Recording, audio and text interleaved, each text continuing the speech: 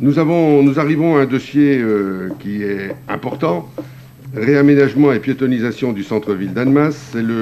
Alors, les conseillers municipaux que vous êtes ont participé, bien évidemment, à la concertation préalable. Il y a eu toute une concertation organisée avec la population.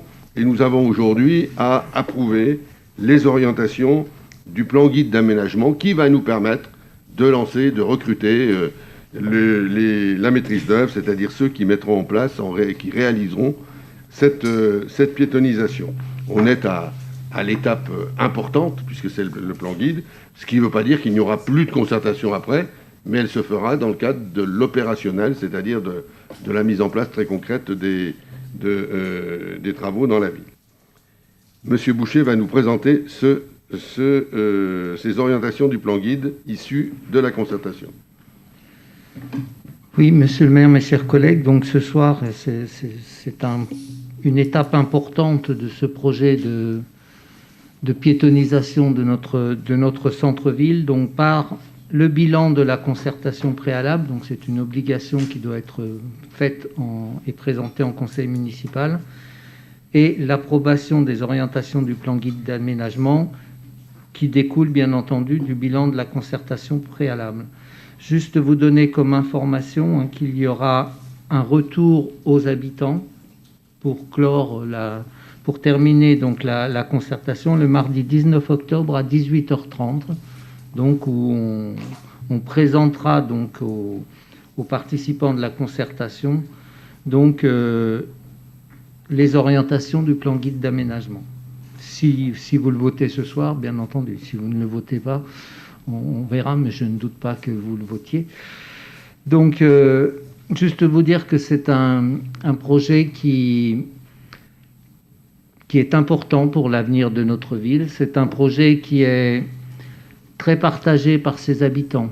C'est-à-dire, j'ai ressenti une adhésion forte à ce projet, pas sans inquiétude sur le déroulement des travaux qui sont à venir, mais une adhésion forte de l'ensemble des participants.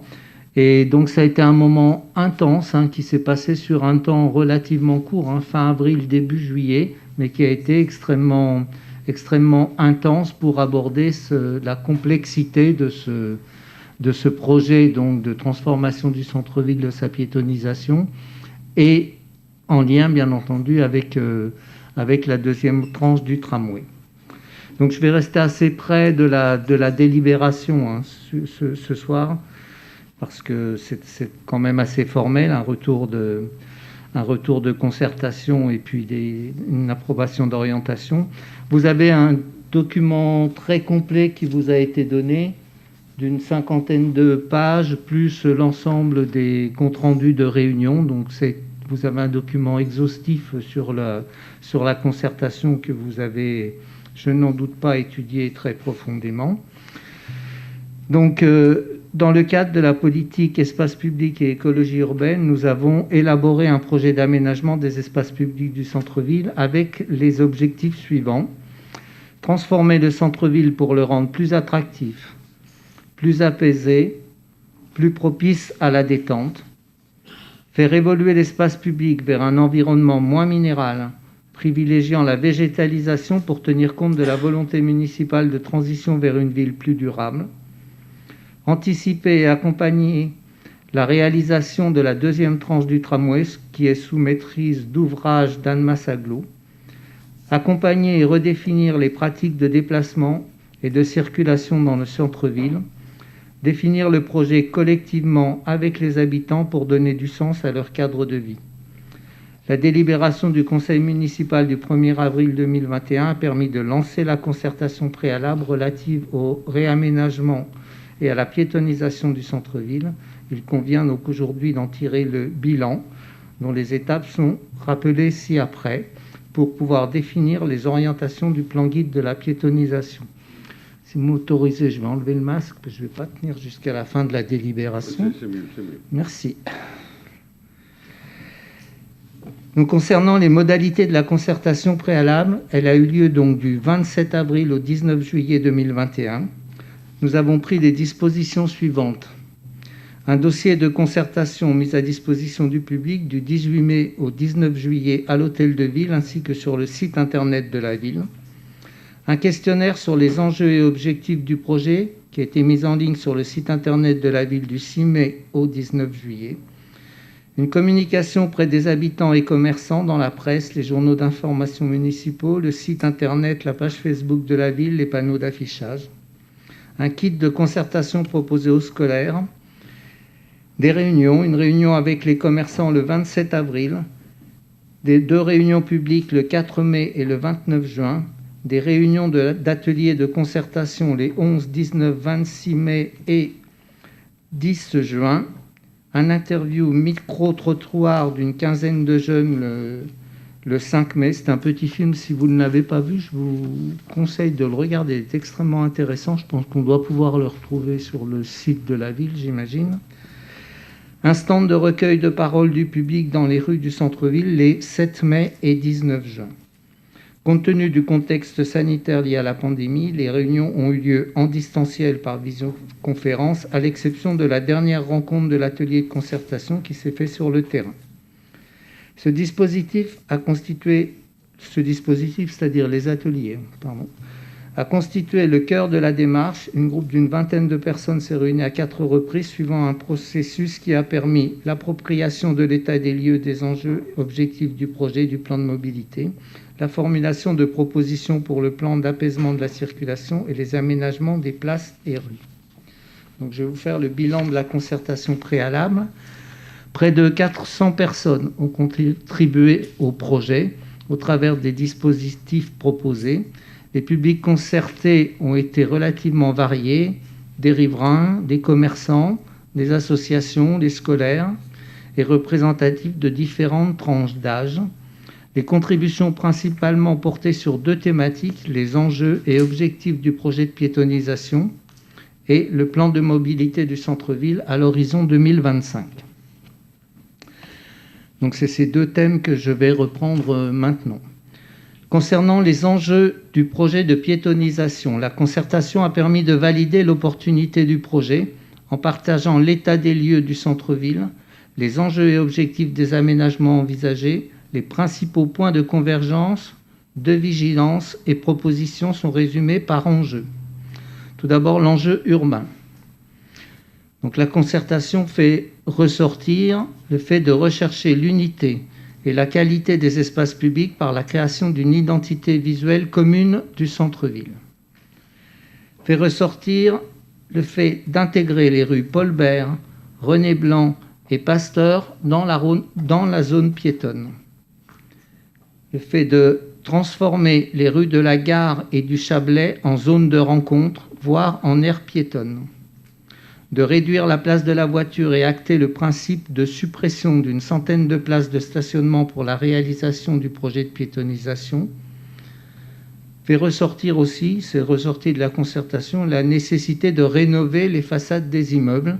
Alors, ça sort un peu du projet tel qu'il est là, puisque les immeubles ne nous appartiennent pas, mais il est ressorti que le fait d'avoir des espaces publics refaits entièrement va faire ressortir la nécessité de rénovation des façades des immeubles. Voilà concernant les enjeux urbains. Je voulais juste vous dire donc, que le projet, par la concertation, il a pris de l'ampleur quelque part. Il aurait pu être moins important que ça, c'est-à-dire que les rues Paul Bert, René Blanc auraient pu ne pas être dans le projet de piétonisation, tout comme le fait de travailler sur la rue de la Gare et la rue du Chablais n'était pas non plus quelque chose d'absolument indispensable à un projet de piétonisation lié au tram. Donc il a pris, j'ai envie de dire, de l'envergure ce projet, donc avec cette concertation. Concernant la thématique du vivre ensemble, favoriser la cohabitation entre tous les usagers, la prise en compte des mobilités réduites, diversifier les usages de l'espace public, ainsi que les usages non commerciaux de détente, convivialité et d'animation. Concernant la thématique tranquillité et sécurité, rendre le centre-ville plus sécurisé et diminuer les mésusages et les incivilités. Concernant les mobilités, favoriser la marche en centre-ville, la sécurisation des traversées, permettre une bonne accessibilité des parkings, notamment du parking Hôtel de Ville Montessuie dans le nouveau plan de circulation. C'est celui qui est le plus impacté par le passage du tram. Veiller aux conditions de circulation automobile dans le centre-ville et à la lisibilité du plan de circulation et revoir à la baisse la tarification des parkings publics. Concernant la thématique activité et commerce, minimiser l'impact des travaux sur l'activité commerciale. Concernant la thématique environnement, créer des aménagements adaptés au changement climatique et participant à la lutte contre les îlots de chaleur et développer la présence de l'eau et créer une ambiance plus végétale. Voilà donc ce qui est ressorti sur les enjeux et objectifs du projet de piétonisation. Concernant le plan de mobilité du centre-ville à l'horizon 2025, l'extension de la piétonisation s'inscrit dans le plan de mobilité du centre-ville à l'horizon 2025, défini en lien avec Annemasse Agglo, qui comprend notamment le prolongement de la ligne de tramway et la restructuration du réseau de transport en commun. Conformément au plan de déplacement urbain, le plan de mobilité du centre-ville vise à favoriser les déplacements en transport collectif, train, tram, bus, ainsi que la pratique des modes doux, marche à pied, vélo, et ainsi à réduire l'usage de la voiture, notamment dans le centre-ville. Lors des réunions, le plan de mobilité a fait l'objet de nombreuses contributions et échanges. Ça a été un sujet prédominant, annexe mais prédominant dans cette concertation.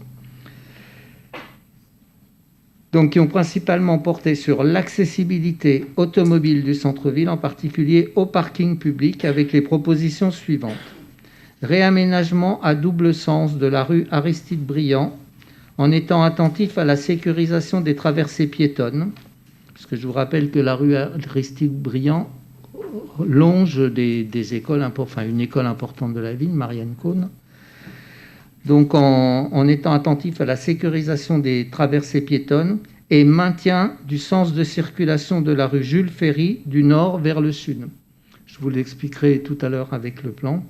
Maintien d'un second accès au parking Hôtel de Ville Montessuie depuis le centre-ville. Je vous l'expliquerai aussi tout à l'heure. Voilà donc pour le retour de la concertation, des points qui sont la synthèse des points qui sont ressortis de la concertation. Je vous présente maintenant donc l'évolution du plan guide. Alors donc vous avez dans vos documents, et nous l'avons ici devant nous, donc le plan guide qui s'appuie donc sur un périmètre de piétonisation élargi et des principes d'aménagement et de mobilité partagés. Alors vous avez en rose ce qui seront les zones strictement piétonnes, c'est-à-dire dans lesquelles les voitures ne circuleront pas, sauf si c'est quelqu'un qui a affaire à l'intérieur, c'est-à-dire qui habite à l'intérieur, qui a éventuellement un parking souterrain à l'intérieur. Évidemment, les ayants droit ont le droit de rentrer dans la zone piétonne en voiture, comme ça fonctionne dans notre zone piétonne actuelle. Donc, mais les autres n'y pénètrent pas en voiture. Voilà. Bon, il y a aussi une gestion des livraisons à faire. Donc ça, quand on entrera dans le détail des fonctionnements de la zone. Donc vous avez ici donc ce qu'on peut appeler la zone du centre-ville historique et puis donc la zone de Chablais-Parc, la zone piétonne de Chablais-Parc. Bon, en gros, il y a une forme de lien qui est fait dans ce projet pour ne faire plus qu'une zone piétonne, donc qui va de l'hôtel de ville jusqu'à Chablais-Parc, voire jusqu'à l'esplanade François Mitterrand. Donc, donc la zone piétonne en rose, vous avez donc ce qu'on appelle zone de rencontre. Les zones de rencontre donc apparaissent en bleu clair ici. Ce sont donc des réaménagements en zone de rencontre. Ça veut dire que l'aménagement est à peu près le même que l'aménagement piéton, c'est-à-dire on va de façade en façade sans plus qu'il y ait de trottoir ou de voie pour les voitures. On est sur un même plan avec priorité aux plus faibles, c'est-à-dire priorité aux piétons, une voie limitée à 20 à l'heure et donc une possibilité pour les voitures de pénétrer et de transiter. Voilà, donc vous avez l'axe qui est là, donc qui traverse par la rue de la Gare, donc l'avenue de la Gare, la rue du Mont-Blanc, qui ne change pas de statut, hein, puisqu'elle a déjà été aménagée avec le BHNS, et puis donc la rue du Chablais. Ensuite, vous avez donc la traversée, donc en bleu un peu plus marqué, du tramway, et puis la ligne BHNS. Alors, juste vous donner l'information suivante, c'est que la ligne BHNS va, à horizon 2025, fonctionner en aller-retour. C'est-à-dire, pour l'instant, si vous la prenez, vous savez qu'elle ne prend pas le même chemin quand elle va à la gare que quand elle en revient. Hein. Là, on sera sur une circulation qui utilise son tracé tel qu'il a été fait, donc c'est-à-dire par la rue du Mont-Blanc, par exemple, dans les deux sens, ce qui n'est pas le cas actuellement. Donc, à partir des propositions formulées lors de la concertation, nous avons retenu, je vous propose de retenir les orientations suivantes pour analyse dans le cadre des études opérationnelles. C'est-à-dire que c'est le cahier des charges que l'on donnera donc aux futurs aménageurs. L'extension de la zone piétonne du centre-ville aux rues Paul Bert et René Blanc. Amélie, on les passe pas celles-ci. J'avais dit on s'arrête là. Enfin, s'il y a besoin, il n'y a rien de secret. Hein. J'avais demandé à ce qu'on limite le nombre de diapositives pour que ça ne dure pas trop longtemps. Après, s'il y a des questions précises sur certains points, on a en réserve d'autres. Donc, l'extension de la zone piétonne du centre-ville aux rues Paul Bert et René Blanc. Donc, je vous demande d'intégrer donc ces rues. L'aménagement d'une zone de rencontre de la rue et de l'avenue de la Gare jusqu'à la rue du Mont-Blanc et de la rue du Chablais jusqu'à la rue du Maule, avec possibilité de les faire évoluer en zone piétonne ultérieurement. Encore une fois, les aménagements sont sensiblement les mêmes. Après, il suffit de mettre une borne pour empêcher les voitures de rentrer, en gros. La desserte du parking Hôtel de Ville Montessuie depuis la rue Camps. Donc ça, c'est à travailler avec Annemasse Agglo. Ça semble possible d'avoir cette évidemment, on peut accéder par la rue du Parc, mais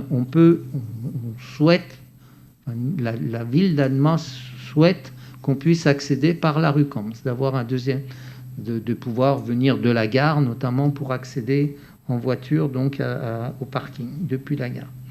Le déplacement des réseaux souterrains pour permettre la végétalisation et la plantation d'arbres-tiges. Ça, c'est un point extrêmement important aussi, puisque c'est quelque chose sur lequel on a beaucoup insisté, et il y a vraiment une adhésion extrêmement forte des habitants là-dessus. Il faut profiter de ces réaménagements pour revégétaliser le centre-ville, parce que notre centre-ville est sans doute la partie de la ville, enfin sans doute et c'est sûr, la partie de la ville la moins végétale. Donc il est absolument, si on veut réussir ce projet, nécessaire de revégétaliser. Ça donne une autre image, ça donnera une autre image de ce centre-ville et de la qualité de ville. Et pour ça, évidemment, il y a deux solutions. Soit on met des réseaux et on plante des arbres là où il reste de la place. C'est un peu comme ça que ça s'est fait. Là, on retourne un peu les choses, c'est-à-dire qu'il va falloir qu'on travaille avec les concessionnaires des réseaux de façon à ce que la plantation des arbres soit prioritaire, quitte à déplacer des réseaux. L'extension et des installations de vidéoprotection à l'intérieur du périmètre, parce que c'est aussi quelque chose qui, sur les mésusages, donc, qui est ressorti, et donc cette vidéoprotection de ce périmètre donc, est demandée. Les aménagements chercheront à développer une identité singulière pour le centre-ville, en particulier par la végétalisation, à créer une continuité avec les zones piétonnes existantes, en s'appuyant sur un vocabulaire commun, palette végétale, revêtement de sol notamment. Les interventions sur les zones piétonnes existantes seront ponctuelles. Alors c'est une question qui s'est posée aussi, c'est-à-dire est-ce qu'on va toucher la rue du Commerce en partie piétonne à l'heure actuelle? Est-ce qu'on y touche? Est-ce qu'on n'y touche pas? La rue de la République, la place de l'Hôtel de Ville. Ce sont des questions qui se sont posées. Là, j'ai envie de vous dire que c'est plutôt non. Bah déjà parce que il y aura une question de budget, c'est évident. Et je pense que donc s'il y a intervention, elles seront ponctuelles. Voilà, c'est ce qu'on demandera donc à l'aménageur. Je suis un peu perdu. Oui, les réaménagements de la place de Faux répondra tant à l'enjeu multimodal qu'à celui de la recomposition urbaine de l'îlot de Faux. La place a vocation à constituer un espace ouvert, arboré, avec un aménagement sobre afin de faciliter les flux et de pouvoir accueillir de petits événements. Alors, un mot sur la place de Faux. La place de Faux, il y aura 2 temps. Il y aura un premier temps horizon tram, où sa configuration, sa surface, je dirais, sera celle qui est actuellement là. Et il y aura ensuite une deuxième phase avec le réaménagement de l'îlot de Faux.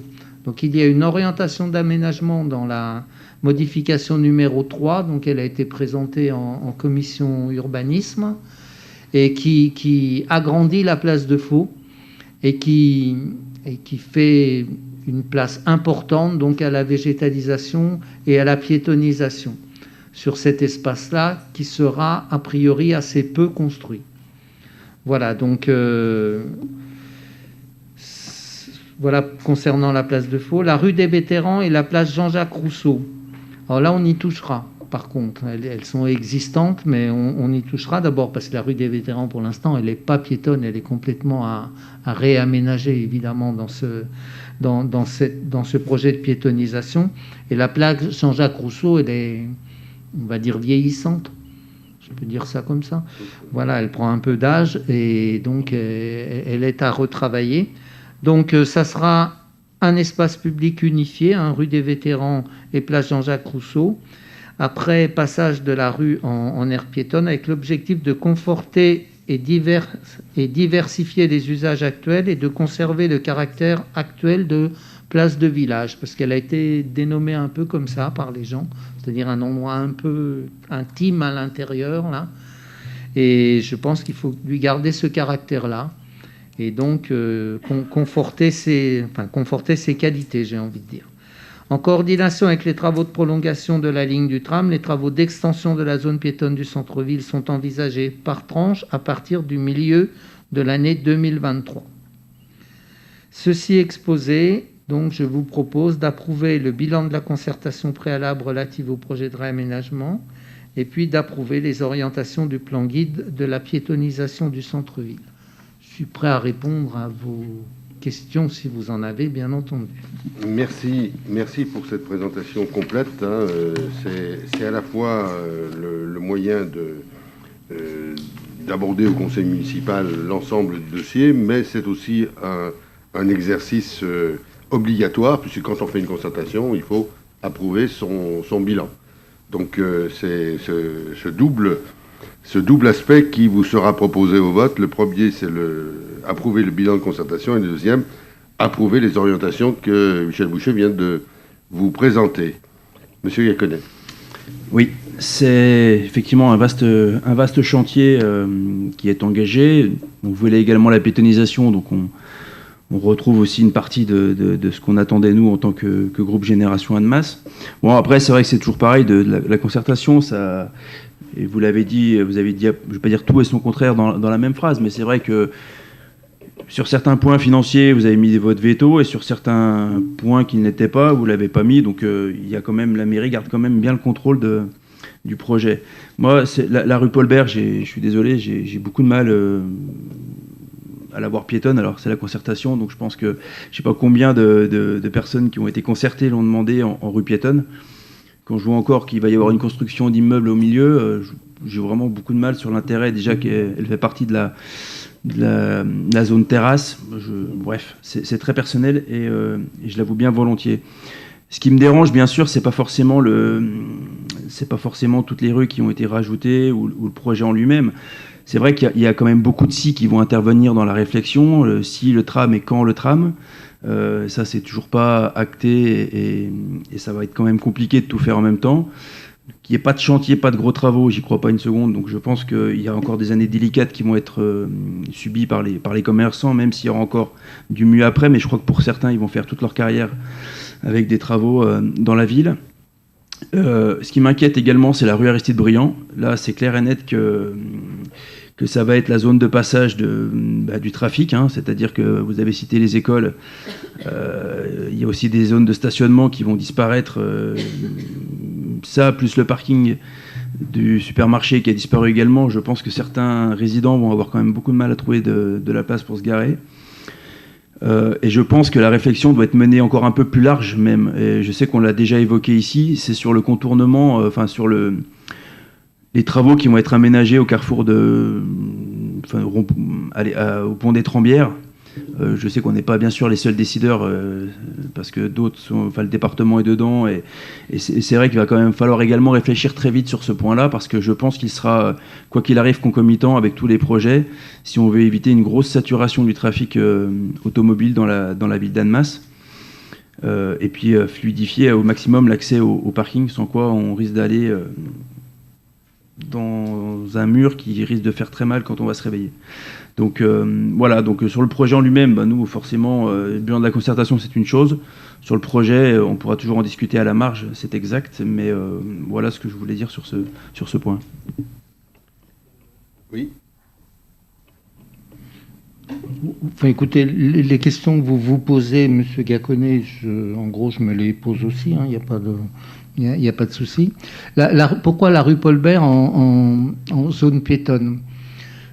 Bon, il est apparu assez rapidement que si on laisse rentrer des véhicules rue Paul-Bert, il faut leur faire un demi-tour au bout de la rue parce qu'elles vont nulle part. Enfin, je veux dire,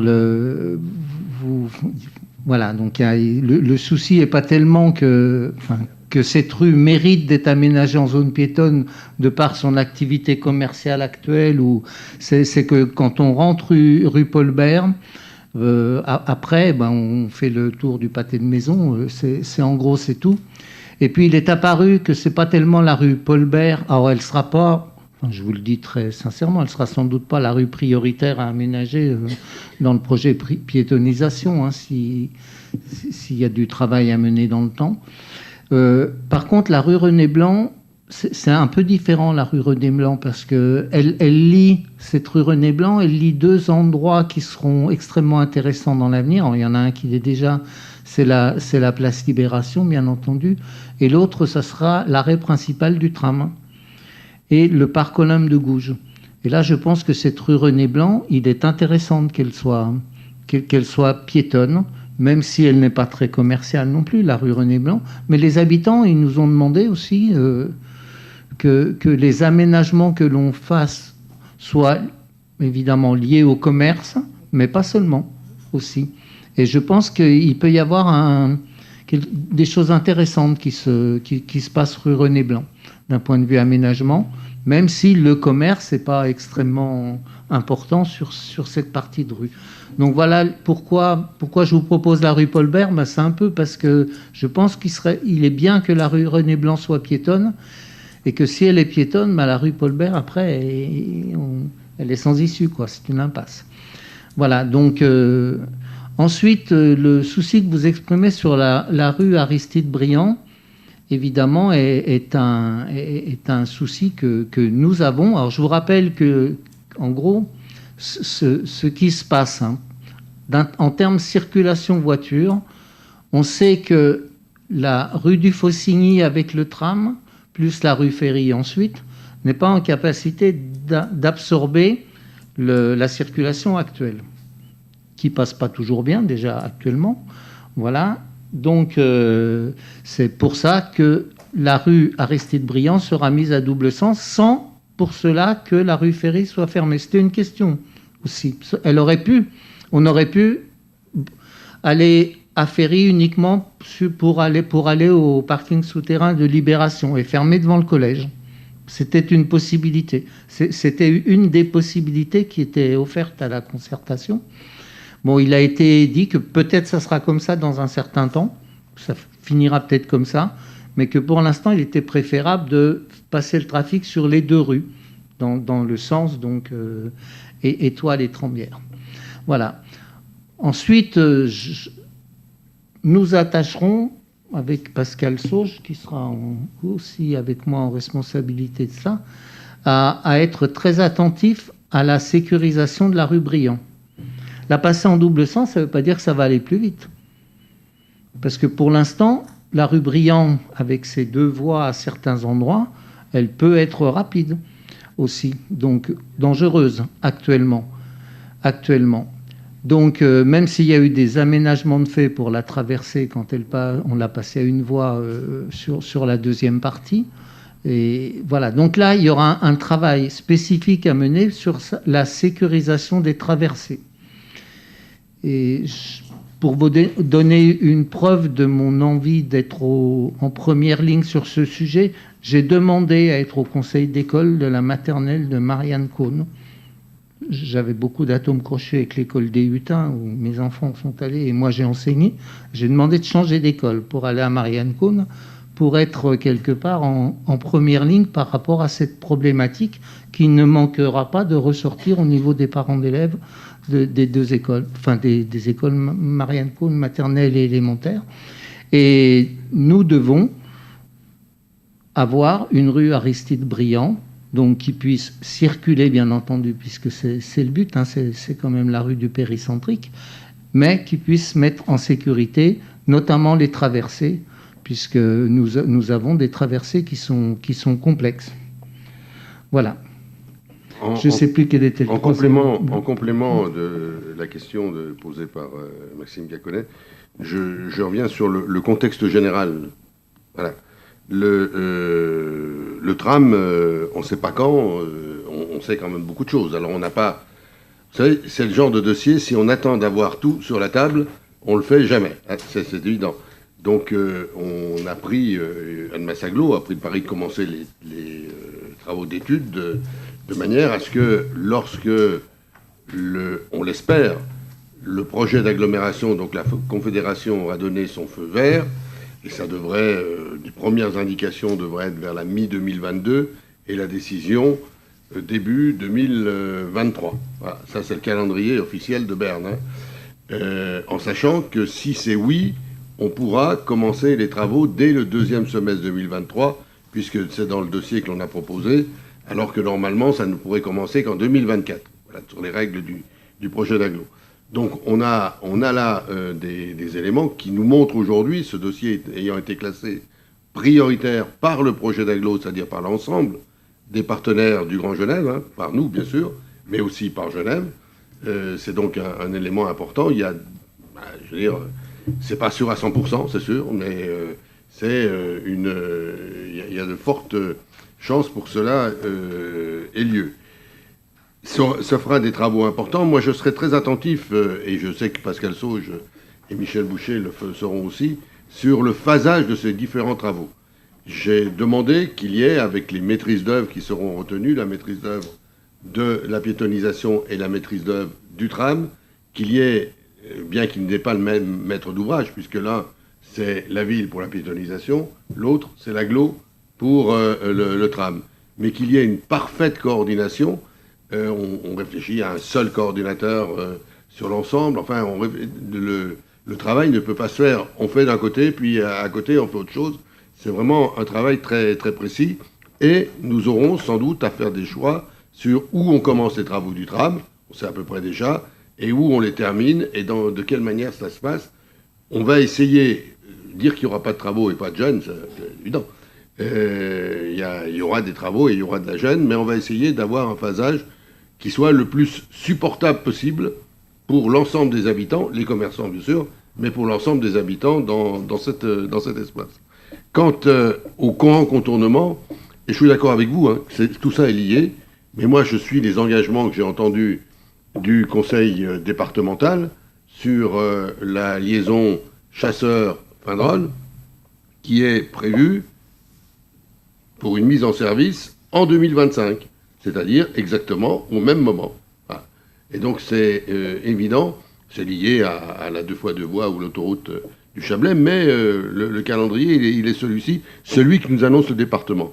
Si chacun respecte ses objectifs, son calendrier, on devrait avoir une conjonction positive qui nous permettra d'éviter une grande partie du transit, et je vous rejoins, hein, une grande partie du transit à l'intérieur d'Annemasse, puisque naturellement les gens pourront aller prendre l'autoroute jusqu'à Findrol de manière plus simple. Ça, c'est les éléments essentiels. Mais vous savez, je viens d'avoir une information là, et je vous la donne comme ça. On travaille en permanence avec des projets, avec des appels à projets, avec des systèmes de financement, et vous savez qu'on a un autre projet qui n'est pas que sur Annemasse, qui va d'Annemasse à Bonn, c'est la mise en site propre de la ligne 5 actuelle des bus. Je viens d'avoir l'information comme quoi cet appel à projet, cette réponse avait été retenue, et que donc dans le cadre de cet appel à projet, il y avait une subvention de l'État de 1 300 000 €. Il y a des bonnes nouvelles. Mais bien évidemment, c'est parce qu'on a anticipé. On a chaque fois anticipé, présenté des projets très à l'avance, c'est sûr.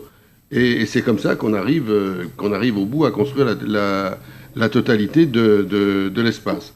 Donc, sur l'ensemble du dossier, je pense qu'il y aura forcément des phasages sur la piétonisation, des phasages liés au phasage des travaux du tram et des phasages liés à nos capacités financières.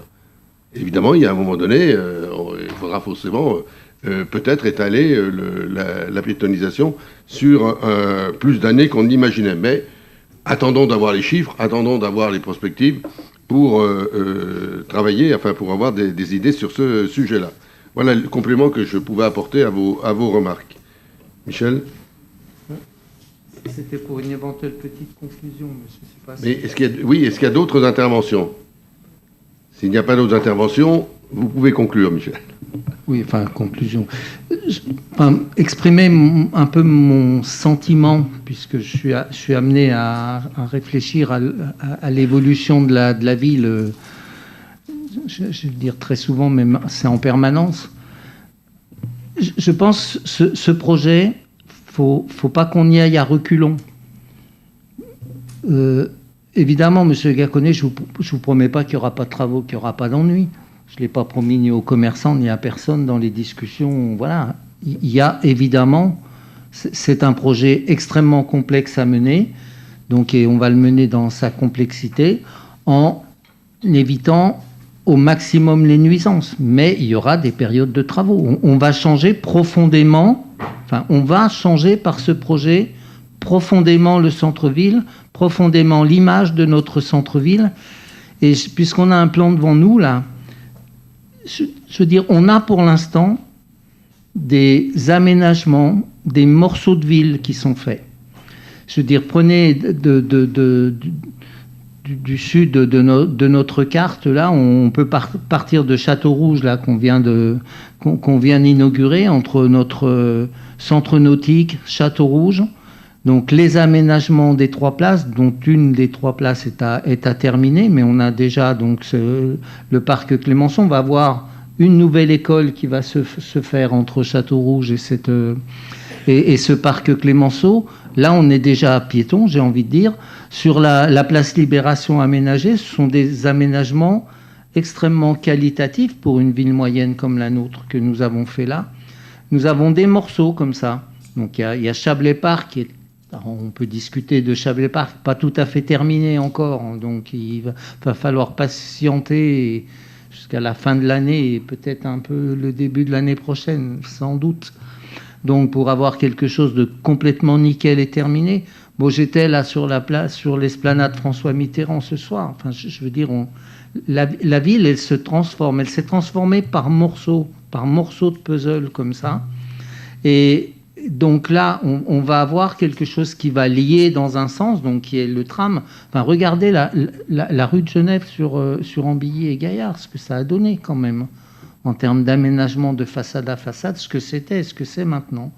Donc il n'y a pas photo, quoi. Bon, on aura la même chose là, qui va être transversale sur notre ville. Et puis, donc, il nous manque ces liens-là qui sont à faire. Donc, c'est ces rues piétonnes que l'on crée là pour créer ces liens entre ces morceaux d'espace. Et moi, je Je rêve qu'on puisse avoir dans quelques années le même slogan qu'avait Carouge il y a quelques temps, c'est-à-dire le bon côté de la ville.